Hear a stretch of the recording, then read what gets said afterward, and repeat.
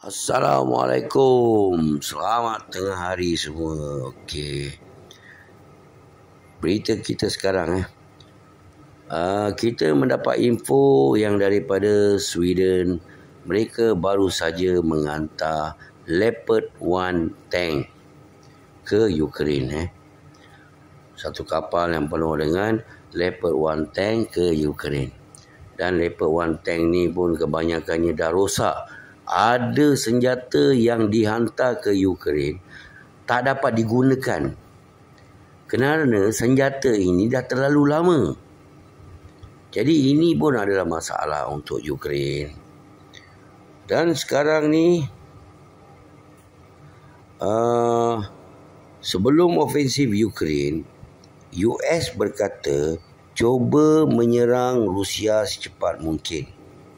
Dan jangan cuba melengahkan serangan mereka, mengambil masa yang panjang kerana US tahu Ukraine tidak akan menang di perang ini jika perang ini berlarutan dalam masa yang panjang.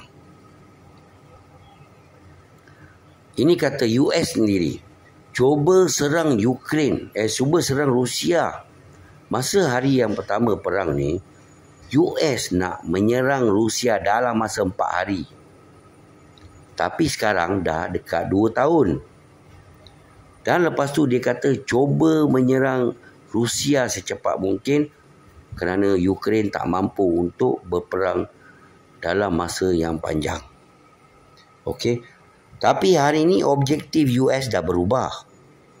Hari ini dari Mark Milley berkata perang ini perlu mengambil masa yang panjang dan Ukraine akan menang sedikit-sedikit.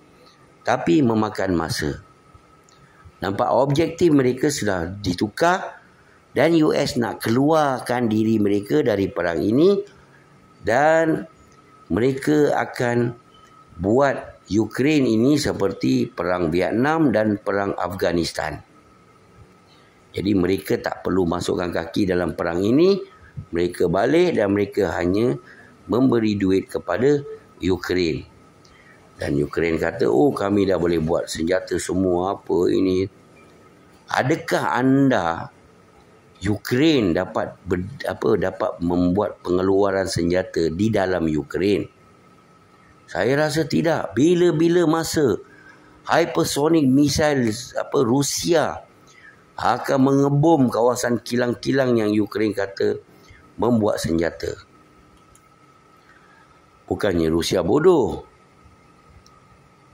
Dan sekarang pula US dan neocon EU sedang mendapat idea baru. Sekatan ekonomi baru. Ia adalah sekatan ekonomi diamond. Rusia adalah negara pengeluar besar dalam pengeluaran diamond.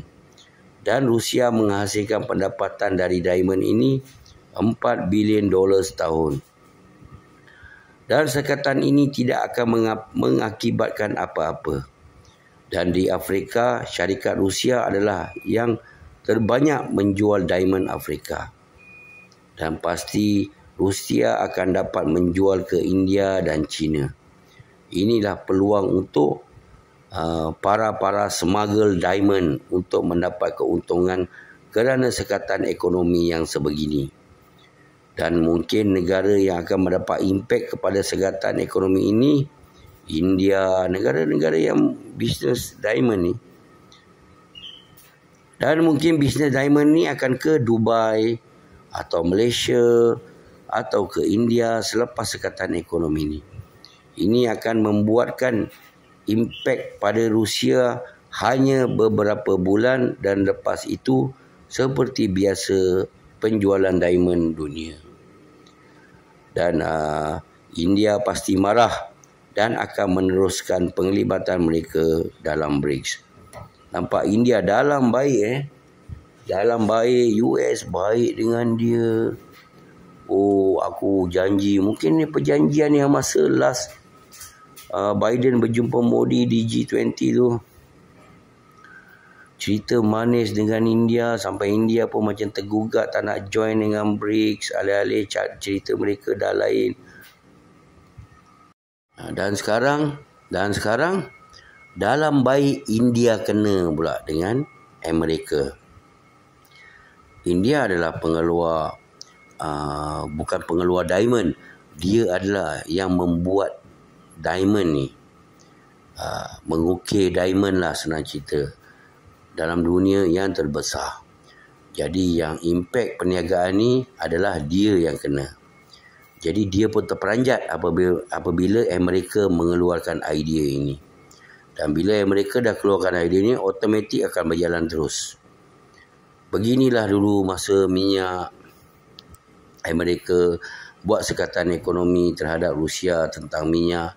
Dan sekarang penjualan minyak berjalan lancar. Dan ekonomi Amerika buat harga tetap untuk minyak dan pun tak laku juga. Sampai sekarang pun minyak turun naik dan kemungkinan akan sampai ke $100 US setong. Dan sekarang ni diamond pula. Macam-macam sekatan ekonomi Amerika beri pada Rusia.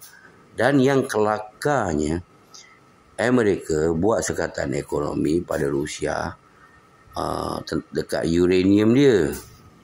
Dan Amerika adalah pembeli uranium Rusia. Boleh macam tu. Nampak sangat Amerika ni Tak tahulah nak cakap tuan-puan. Teman-teman, siapa dia ni kepala sakit kalau fikirkan cara dia. Sekarang dekat US kalau saya cerita panjang apa yang terjadi dekat Zelensky sekarang. Tak ada orang pun datang dekat parlimen.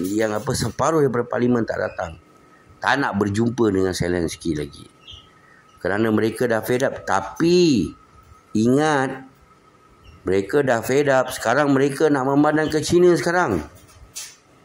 Hati-hati teman-teman Bila China dah perang, impak dia kita akan terasa. Jadi bersedia teman-teman. Okey, bersedia dengan hidup yang orang cakap jangan terlalu membazir. Jangan terlalu membazir. Kesederhanaan itu penting. Kalaulah China berperang, okey, jangan memberontak kerana inilah yang kita akan hadapi. Assalamualaikum. Selamat petang. Yura everybody. Jangan lupa belanja Abang Gift, okey.